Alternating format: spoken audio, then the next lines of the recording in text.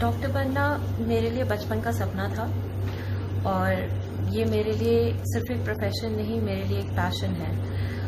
मैं पहले से काफ़ी ज़्यादा विनम्र हुई हूँ लोगों की पीड़ा देखकर, उनकी मदद करके, तो इससे मुझे निस्वार्थ भाव से सेवा देने की प्रेरणा मिलती है। चुनौतियाँ हर कदम पे हैं इस प्रोफेशन में।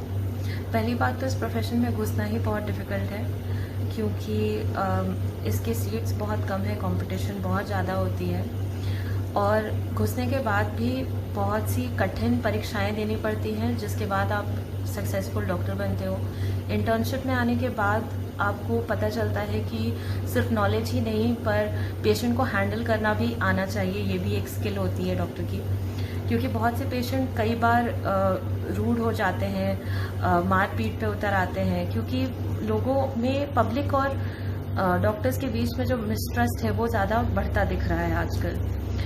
और अगर आपके पास संसाधन है और लोग हैं आपके पास जो आपको सपोर्ट करें, तो ये थोड़ा आसान हो जाता है।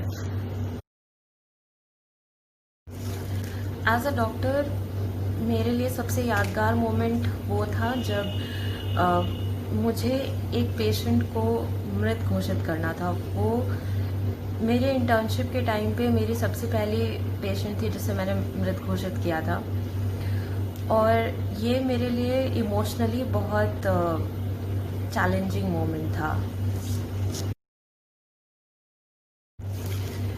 अभी मैं बस एक बडिंग डॉक्टर हूँ और फ़िलहाल मेरे जो सबसे इमीडिएट ड्रीम है वो ये है कि मैं पोस्ट ग्रेजुएशन एग्ज़ाम्स दूँ और उसमें सफल हो जाऊँ और अपनी ड्रीम ब्रांच उठाऊँ, जो कि है इंटरनल मेडिसिन।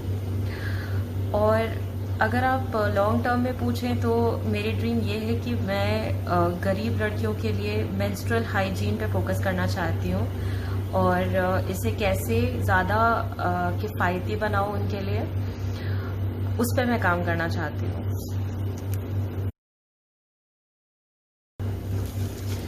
डॉक्टर सिर्फ कोरोना काल में ही नहीं, डॉक्टर्स हमेशा से ही योद्धा रहे हैं, क्योंकि वो रोज़ अपने काम पर जीवन और मृत्यु के बीच लड़ाई लड़ते हैं पेशेंट्स के लिए।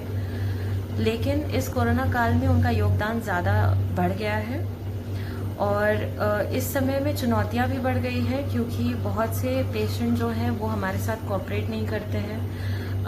बहुत से रोगी जो हैं वो एडमिट नहीं होना चाहते और अपनी सही से हिस्ट्री नहीं बताते। अगर वो कहीं से पलायन कर आए हैं या किसी से कांटेक्ट में रहे हैं, तो वो सही से अपनी हिस्ट्री भी नहीं बताते हैं। और इसके साथ साथ मरीज़ वार्ड्स में बाहर घूमते रहते हैं, जिससे कि अगर वो कोरोना संक्रमित नहीं भी हैं तो किसी संक्रमित इंसान के संपर्क में आ जाते हैं और बाद में वो संक्रमित हो जाते हैं।